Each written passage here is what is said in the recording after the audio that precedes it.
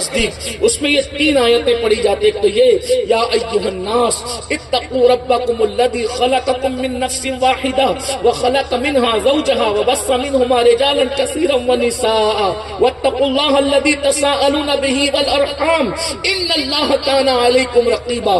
دوسری آیت پڑھی جاتی ہے یا ایھا الذین آمنوا اتقوا اللہ حق تقاتہ ولا تموتن الا وانتم مسلمون.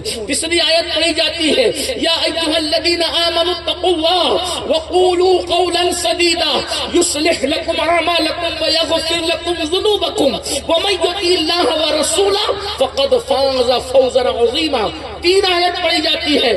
تینوں میں بظاہر واضح نکاح کے احکام موجود نہیں ہیں، لیکن تینوں آیتوں کو دیکھیں، اس کا آغاز ہو رہا ہے اتقوا اللہ اتقوا اللہ اتقوا اللہ یا ایھا الناس اتقوا، اے لوگوں ڈرو ربکم اپنے رب سے. یا ایھا الذین آمنوا اتقوا اللہ حق تقاتہ، اے ایمان والو اللہ سے ڈرو جیسا ڈرنے کا حق ہے. یا ایھا الذین آمنوا اتقوا اللہ وقولوا قولا سدیدا، اے ایمان والو اللہ سے ڈرو اور سیدھی سیدھی سچی سچی بات کرو.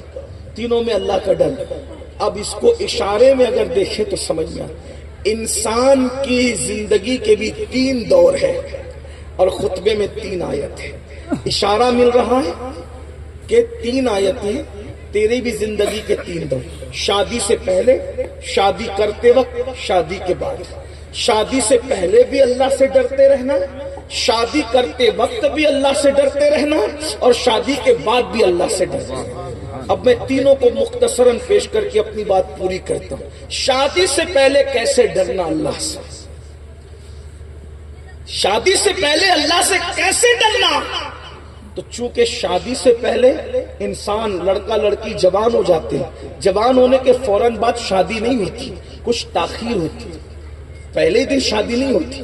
لیکن جوان ہونے کے بعد احساسات جوان ہوتے ہیں، جذبات جوان ہوتے ہیں، طاقت جوان ہوتی ہے، قوت جوان ہوتی ہے، سوچ جوان ہوتی ہے، افکار جوان ہوتے ہیں. تو اب کیا اتقوا اللہ، اللہ سے ڈرنا. مطلب نکاح سے پہلے زنا مت کرنا، اللہ سے ڈرنا. نکاح سے پہلے اپنے ہاتھوں سے اپنی جوانی کو ضائع مت کرنا، اللہ سے ڈرنا.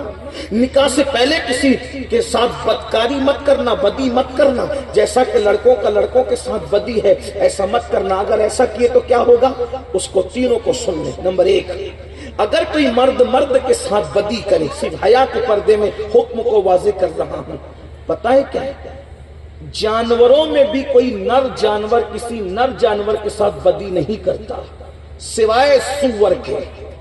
جانوروں میں ایک ہی جانور ہے سور، خنزیر، جو اپنے نر کے ساتھ بدی کرتا ہے، باقی اور کوئی جانور ایسا نہیں. اسی لیے فرمایا گیا کہ جو مرد کسی مرد کے ساتھ بدکاری کرے گا قیامت کے دن وہ سور خنزیر کی شکل میں اٹھایا جائے گا.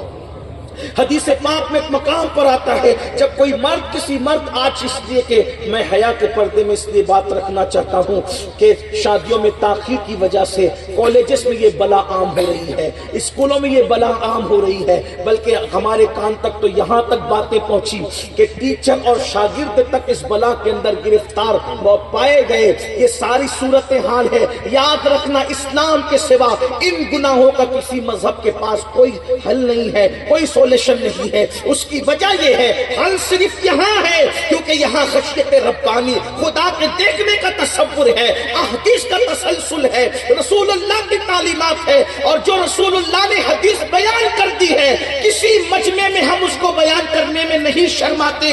اس کی وجہ یہ ہے حضور سے بڑھ کر پارسا باحیا نہ کوئی تھا، نہ ہے، نہ ہو سکتا ہے. جب حضور نے گناہ سے بچانے کے لیے واضح حکم بیان کر دیا ہے تو ہم حضور کے غلام ہیں، ہمیں بھی واضح حکم بیان کر دینا چاہیے. جب لوگ گناہ کرنے میں نہیں شرماتے تو ہمیں گناہ روکنے میں کیوں شرم کرنی چاہیے. اللہ رسول کے حکم کو واضح کرنا ہے تاکہ لوگ بچے.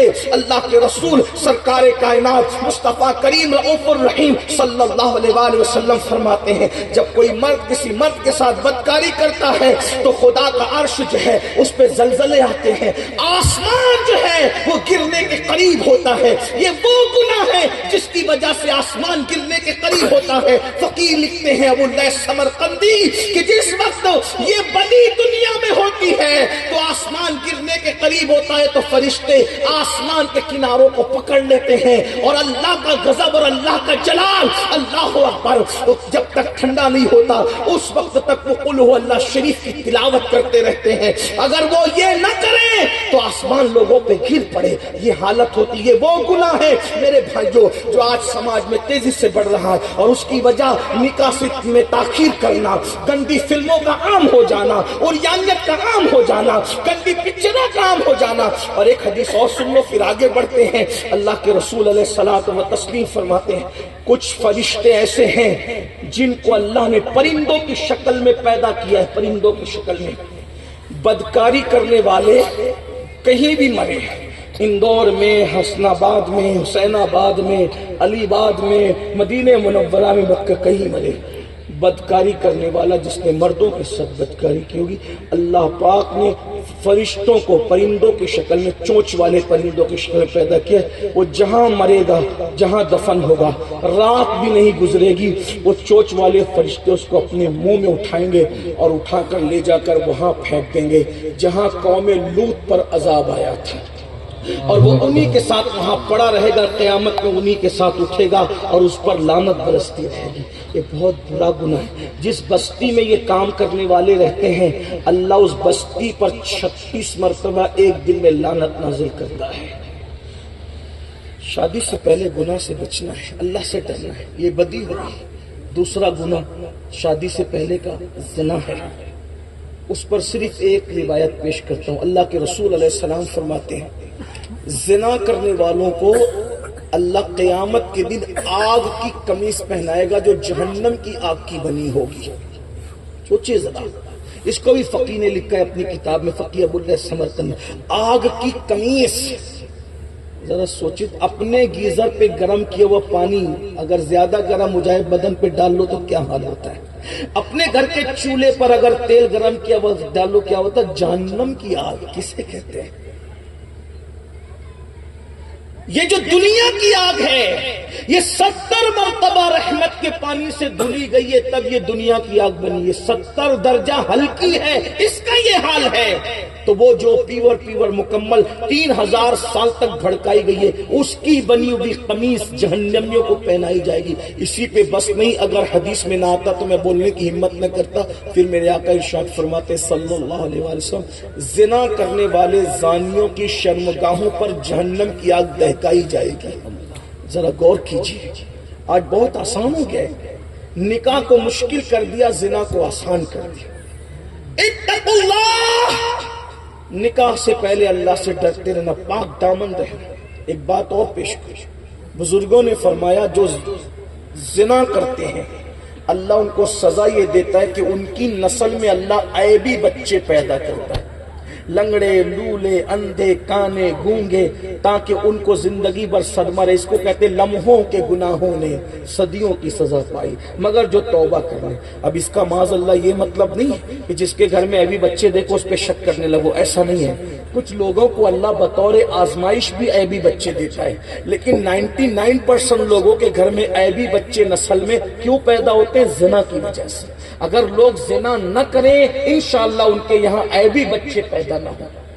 لوگوں کو بہت اچھا لگتا ہے بدکاری کرتے وقت، اور اللہ کے رسول علیہ الصلوۃ والتسلیم نے یہاں تک ارشاد فرمایا جب کوئی زنا کرنے والا زنا کرتا ہے تو اس کے وجود سے سینے سے ایمان ایسے نکل جاتا ہے جیسے کپڑے لوگ اتارتے کیسے نکل جاتے ہیں، اسی طرح ایمان نکل جاتا ہے۔ اور جب تک وہ بدکاری میں مبتلا ہوتے ہیں تو ایمان ان کے سروں پہ چھتری کی طرح سایہ فگن رہتا ہے۔ زمین اللہ کی بارگاہ میں گڑ گڑاتی ہے، مولا مجھے اجازت دے تاکہ میں دو حصوں میں چر جاؤں اور ان دونوں کو اپنے اندر دبوچ لوں۔ یہ ہے بدکار۔ بلکہ سرکار غریب نواز کی محفل ہے، بات یاد آ گئی غریب نواز کی۔ غریب نواز اپنے ملفوظات میں فرماتے ہیں کہ جب حضرت آدم علیہ السلام نے نکاح کیا، آدم علیہ السلام کا نکاح، عنوان کے تحت بات آئی سرکار غریب نواز کی، کرامت پڑھنے کی بجائے ان کی تعلیمات ہی پڑھ دوں۔ دنیا میں جتنے رشتے ہیں سارے رشتے دنیا میں آ کر بنے، اماں کا رشتہ، ابا کا رشتہ، بھیا کا رشتہ، بھابھی کا رشتہ، بہن کا رشتہ، لیکن دنیا میں سارے رشتے بنے مگر میاں بیوی کا رشتہ اتنا مکرم ہے کہ اللہ نے اس رشتے کو جنت میں پیدا فرمایا۔ سب رشتے دنیا میں، ماں باپ کا رشتہ بڑا مقدس ہے، اس کا انکار نہیں ہے، لیکن میاں بیوی کا رشتہ جنت میں ہے۔ حضرت آدم کی بائیں پسلی سے اللہ نے حضرت حوا کو پیدا کیا۔ حوا کو حوا اس لیے کہتے ہیں کہ وہ بہت خوبصورت تھی، بہت خوبصورت۔ اس سے وہ نظریہ بالکل ریجیکٹ ہو جاتا ہے جو کہتے ہیں کہ انسان پہلے بندر تھا، بندروں تمہارا بندر کوئی ہوگا، ہماری تو ماں اتنی خوبصورت تھی کہ اس کی حسن کے آگے حوروں کی خوبصورتی بھی ماند پڑتی۔ ہمارے یہاں جو پہلی عورت ہے وہ حوروں سے بھی خوبصورت ہے، اور جو پہلا مرد ہے اس کے سامنے فرشتے سجدہ ریز ہیں۔ بدل ڈالا ہے اب تو اندازے بیاں ہم نے، نہیں تو بند کر دی تھی فرشتوں کی زبان ہم نے۔ کسی کا باپ بندر ہوگا، ہمارا باپ وہ ہے جو مسجود ملائکہ ہے، اس نے سجدہ بعد میں کیا، وہ ساجد بعد میں ہوا ہے، پہلے وہ مسجود ملائکہ ہے۔ نعرہ تکبیر، نعرہ رسالت۔ انسان کا مقام یہ ہے اسلام میں۔ لوگ بندر سے پیدا ہونے والا عجوبہ کہتے ہیں، اور ہمارے یہاں انسان دست قدرت سے پیدا ہونا، سب کو کن کہہ کے پیدا کیا ہے، اور انسان کو دست قدرت سے پیدا کیا۔ انسان کو پیدا کرنے سے پہلے اعلان کیا، کسی کی پیدائش سے پہلے اعلان نہیں ہے، صرف حضرت انسان کی یہ شان ہے کہ اس کی پیدائش سے پہلے اعلان ہے، اور کس کو کس حیثیت سے پیدا کیا وہ منتخب اور وہ اعلان نہیں ہوا، لیکن انسان کو پیدا کیا تو اپنے خلیفہ کی حیثیت سے پیدا۔ ہاں، وجہ کیا ہے بتائیں؟ انسان اتنا بڑا کیوں ہے؟ انسان اتنا بڑا صرف اس لیے ہے۔ اہل عقل تو بہت دماغ لگائیں گے لیکن ہم عشق کے بندے ہیں۔ انسان اتنا بڑا کیوں ہے؟ بس ایک وجہ ہے کہ محبوب کو شکل انسانی میں بھیجنا تھا، اسی لیے انسان کو اتنا بڑا بنا ہے۔ اس فلسفے کو حضرت بیدم شوارسی نے بڑے دمدار انداز سے بیان کیا ہے۔ کہتے ہیں اب آدمی کچھ اور ہماری نظر میں ہے، اب آدمی کچھ اور ہماری نظر میں ہے، جب سے سنا ہے یار لباس بشر میں ہے۔ لوگوں نے نبی کو بشر کے لباس میں دیکھا تو 1857 کے بعد کی نو زائدہ جماعتوں نے کہا نبی چھوٹا ہو گیا، لیکن جب ہم نے نبی کو لباس بشر میں دیکھا تو ہمیں لباس بشر بڑا نظر آنے لگا۔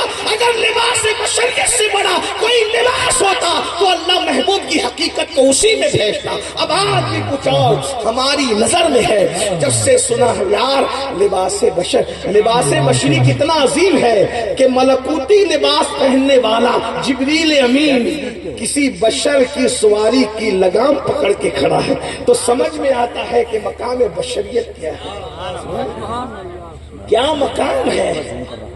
عروج آدم خاکی سے انجم سہمے جاتے ہیں کہ یہ ٹوٹا ہوا تارا مہ کامل نہ بن جائے۔ دیوان جان عشق محمد کو دیکھ کر گھبرا گئی ہے گردش دورہ کبھی کبھی، اور گردن میں ہاتھ ڈالے ہیں ماہو نجوم نے، گزرا ہے ان حدوں سے مسلمان کبھی کبھی۔ اگر انسان اور انسانیت پہ گفتگو تو گفتگو طول پکڑے، لیکن اتنا کہہ رہے کہ پہلا انسان آدم ہے اور پہلی خاتون حوا ہے۔ یہ دونوں بغیر ماں باپ کے پیدا ہوئے، اللہ کی شان ہے، بغیر ماں باپ کے، اور دونوں کی شادی ہو رہی ہے۔ ابھی اس بات آگے تو چلے، شادی کی بات اسی پر آ جائے۔